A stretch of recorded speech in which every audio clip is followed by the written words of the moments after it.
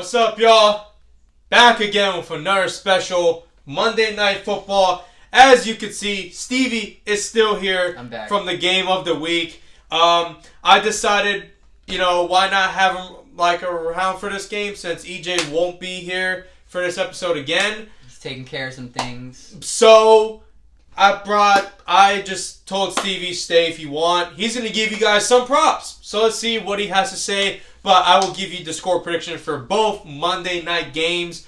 And I will give you also 2 props and 2 fantasy players each. But yeah, so let's get into it. With the first prop for me for this game, also the 2 games are Eagles and the Bucks. And then we have the Rams and the Cincinnati Bengals. So, my first prop coming out of the Tampa Bay game. Devontae Smith, over 63.5 receiving yards. He had 131 last week versus a Minnesota weak secondary defense. And the Bucks defense gives up a lot of yards to passing teams. Except last week, Justin Fields just purely sucks. He could not pass it through. But expect an offensive shootout in this team. And I think Devontae Smith is the go-to guy because defenses tend to put their best DB on A.J. Brown. A.J. Brown could also explode in this game. But Devontae Smith over 63.5 receiving yards. Take that down for that. I don't know if you saw, but A.J. Brown got frustrated because he wasn't getting the ball. Yeah, that's another topic of discussion. EJ says it's not a big deal. He's right, because it happened last year too, and then you saw what happened. A.J. Brown went off in the Super Bowl. So, but disregard that. I think A.J. Brown and Jalen Hurts hashed their beef that they had going. Also, another thing I did not mention to you guys, EJ will be at this game. I am thinking about going to this game. I really would love to be at this game. I just don't want to go alone. At this point, I will be going alone, and I'll be sitting way up top because EJ's down low. I'm going to be up top. It's going to be tough. I don't think I'm going, but we'll see how the day goes. I'll let Stevie give you his prop for the Tampa Bay and Eagles game. All right, so when you think of the Eagles defense, you think, oh, they got a top, what do you say? Top 3. Top 3 defense, but they're really injured right now. Their defensive backs are hurt. I think they're missing their best defensive back right now. No, they're missing their second best defensive back in James Bradbury. Great. And so I think Mike Evans over 58.5 receiving yards. I think he's going to kill that. He had over 60 his first game against Minnesota. He came spiraling back with 180 I think it was 171 last 170 receiving yards and a touchdown. I think he's gonna get it. The Eagles are. I think it's gonna be a high scoring game. Eagles are banged up in the secondary. I think he's gonna hit it. Mm-hmm. Baker Mayfield, really good deep ball passer, one of the best in the league. As of right now. And people were hating on my man Baker Mayfield in the offseason, and look, he's 2-0. Better than most all y'all quarterbacks that they put Justin Fields over him, they put Kirk Cousins over him. Guess what? He's 2-0 and they ain't. So I think Zach Wilson can get there. Please. Alright, next game, the Rams versus the Bengals. My prop for this game is pretty nice, and Stevie helped me out this one surprisingly. But Puka Nacua. Jesus. Puka Nacua over 65.5 receiving yards. Now, hear me out here. Cooper Kupp is on IR with a hamstring injury, okay? Puka's first 2 games. His first game, 119 yards. Second game, 147 on San Francisco. The best defense in the league. Not the best secondary, the best overall defense in the league. And this man had 147 yards on this defense. 20 targets. God, man, I gotta tell you, this prop to me is safe because San Fran is way more talented than the Cincinnati defense. And since he does not have a good secondary at all, they're ranked in the lower half of the league. He should shine in this game. there's many questions in Cincy as of now, and their defense is one of them. They cannot keep the offense in the game when they're struggling, and they have struggled the last 2 weeks. Puka Nacua, over 65.5 receiving yards. That name is just funny to me. I don't know why it's Puka Nacua. It's hilarious. But yeah, 65.5 receiving yards. I am surprised he is that low. But Cooper Kupp still in IR. Yeah, I did bring that up. 4 weeks. And Van Jefferson does not look like he's picking up the slack. He ain't the So take Puka in that aspect of it. 35 targets his first 2 games. Crazy. 35. Now to our fantasy players. I got a prop. Oh yeah, sorry. Now Stevie's prop for all this game. Just skipping over me. I know I'm not EJ, but man. Sorry, man. All right, anyway, so Rams running back Kyron Williams, Cam Akers went to the Vikings. Rams didn't like him last year. They don't like him this year. He got traded to the Vikings. I kind of sucks because I have Alexander Madison in one of my leagues, but sorry.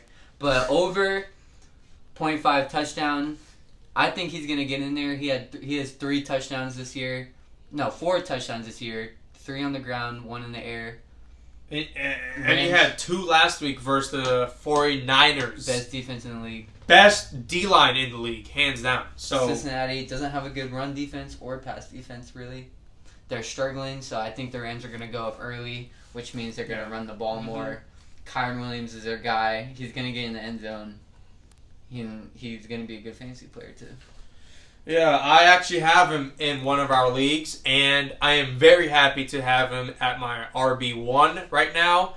Austin Eckler is my RB2 because he is questionable. I will change that out this week. But Kyron Williams, man, he's a dog. He is the guy in LA, and in LA seems to be good this year. He's getting all the touches. Yes, 20 he plus. is. Now, to our fantasy players. Now is the time for fantasy players. Shut up. My fantasy player coming out of the Tampa Bay game, Mike Evans, following up his prop.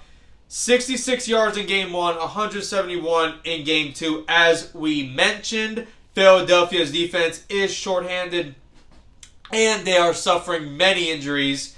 Expect this to be a shootout, and also Baker Mayfield has been playing tremendous so far. True, he's played 2 of the worst defenses in the league, okay? But so far, Baker Mayfield has been playing amazing, and he's been giving Evans great looks. Philadelphia gave up 317 yards to Mac Jones and 364 yards to Kirk Cousins.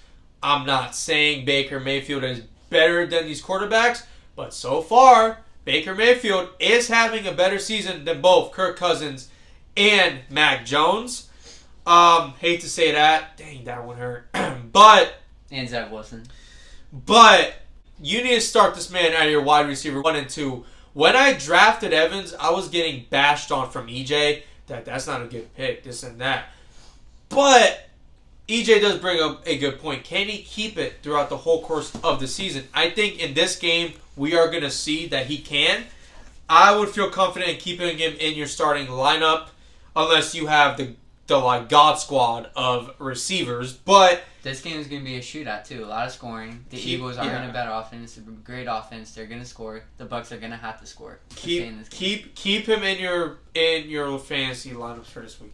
All right, my fantasy player. Sorry, did you want to go? No, go. My fantasy player that I got, it might sound gross at first. Both of my fantasy players, actually. But this one, Eagles tight end, Dallas Goedert.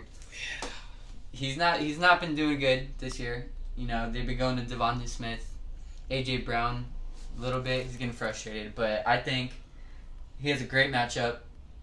Bucs are 25th against the tight ends. Like I said before, a lot of scoring in this game. It's going to be close. They're going to have to move the ball. Eagles, they're going to have to move the ball against the Bucs. Bucs are going to have to move the ball against the Eagles. So, yeah, I think Goddard. Okay, yeah, I like that. I got him in all 3 of my leagues, so let's You drafted him high. You're playing him. You have to play him. I think he's going to be, let's say, I'll do hot take, top 5 this week. Okay, I see that.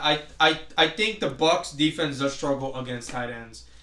We've seen some real no-name tight ends have great games against them, so that's a safe player to have in your little lineup right there. Now, to our fantasy players for the Rams game. I'm going to go defensive-minded here. Rams defense.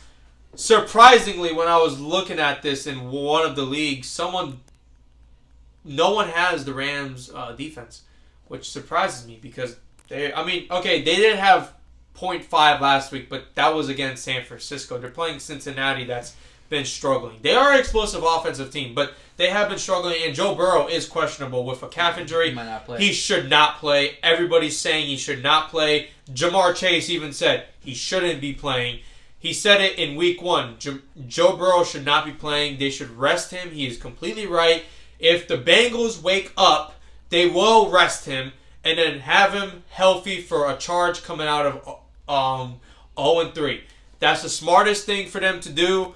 So with Joe Burrow being questionable, most likely not playing, which I don't think he will, the Rams defense will tear up the backup QB. I don't even know who the backup quarterback is in Cincinnati. But with them having an impressive game last week, despite only scoring a half point, they did play the 49ers offense. But Cincy has been struggling, and I think the Rams tear up this Cincy team.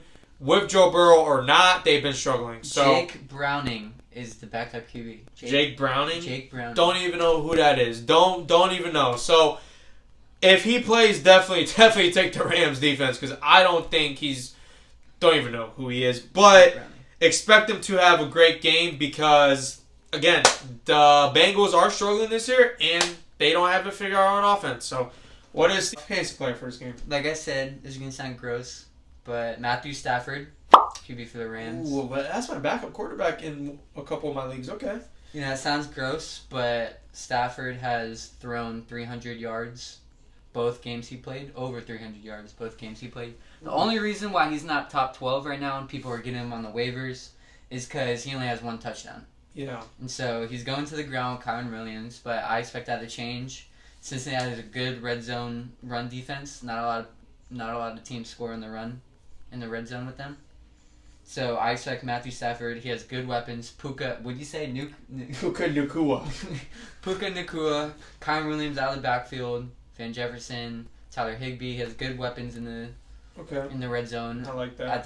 I don't think the Bengals are going to hold up really well against the air, Matthew Stafford. So I think he's going to be a good play.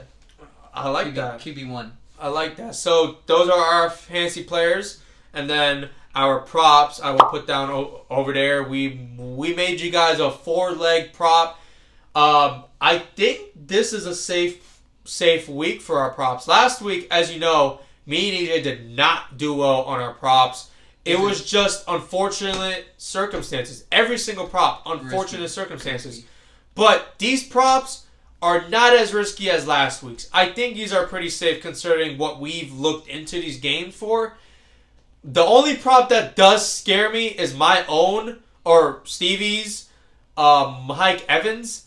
I think he gets over that, but Philadelphia is tricky on defense. If James Bradbury does end up playing, that prop is a little tricky. That's why you should apply for the insurance. I'll apply for the insurance because I think our 3 out of 4 props are locks. Now, I will give you the score prediction. Game number 1 for Monday Night Football, Eagles and Bucks. I'm sorry, EJ. I have Tampa Bay winning this game. 20-26. Now, I'll explain why. Bucks have looked very nice. Okay, I know. They play 2 weak defenses. I get that. But they're going to be tested in this game. They're playing one of the best teams in the league. And Eagles have not looked like what everybody expected. True, they have injuries, but they have struggled on defense. Injuries are one thing, okay? You got to have a good, solid set of backups for those injuries, which the Eagles do not. Their practice squad players are terrible. EJ will tell you that too. But Bucks are living up to a standard that no one thought that they could. True, again, they played really bad defenses. But the Bucks take care of business at home. They took care of business last week. They took care of business last year. They had Tom Brady. I get that. But the Bucks over the past years have taken care of business at home against good teams.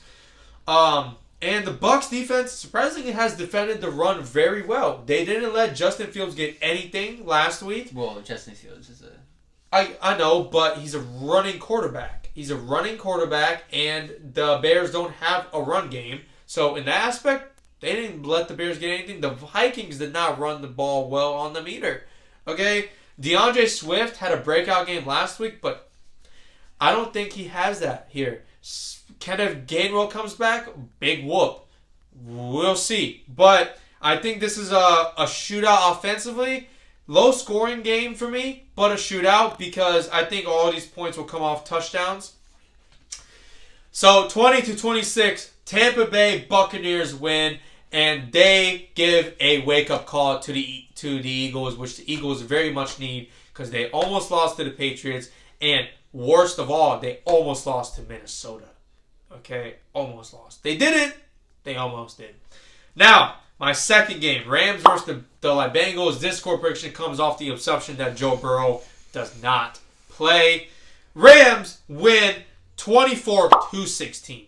Now, why I have the Bengals scoring 16 is because whoever the backup quarterback is, they don't have any film on him. We've seen this example with Tyler Heineke. I don't even know. Tyler Heineke, whatever. Heineke on Washington, when he played the Bucs in the playoffs, he almost beat the Bucs because the Bucs did not have any film on this man.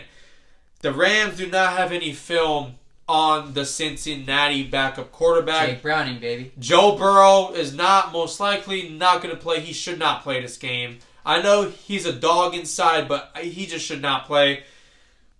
And, so, with that being said, I think the Rams control this game. The only reason why they score is because they have no film on their quarterback. And it sucks to say, but the Rams are really good this year. The Bengals are not showing anything. They need to figure it out, and they need to wake up and give Joe Burrow the rest he needs. So, Rams win this game 24-16. Let me ask you this. If Joe Burrow plays, what do you think is going to happen? If Joe Burrow plays, I think the Rams still win, but it is a higher scoring game because Joe Burrow is better than Brock Purdy, and Brock Purdy put up a lot of points on them last week. So they have good weapons. Jamar Chase hasn't really shown up anywhere because Joe Burrow's been hurt. You can't really do anything for hurt quarterback. But that's a good question. Joe Burrow plays, I still think the Rams are going to win this game. They're going to go to 0-3 because Cincinnati needs a wake-up call. They need to realize that Joe Burrow is not healthy and they need to rest him. That's why I don't think he plays. But if somehow he ends up playing, it'll be a closer game and it'll be a shootout. It will come down to a field goal. I think in that case, Rams will win this game 30-27, right? So, but the Rams do win this game. Rams look good this year, and Matthew Stafford is having a bounce back year.